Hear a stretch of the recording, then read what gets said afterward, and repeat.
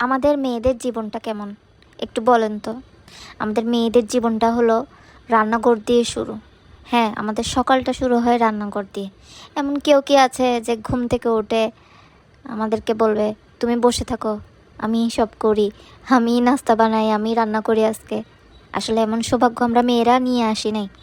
আমরা এসেছি সকলের চিন্তা করার জন্য। আমাদের মাথায় সারাদিন চলে কে কিভাবে খাবে, আমার বাচ্চারা কিভাবে খাবে, বড়রা কিভাবে খাবে, ঘরের মানুষ কে কী খাবে, কি রান্না করলে ওদের স্বাদ লাগবে, আজকে কি রান্না করলে ওদের জন্য ভালো হবে।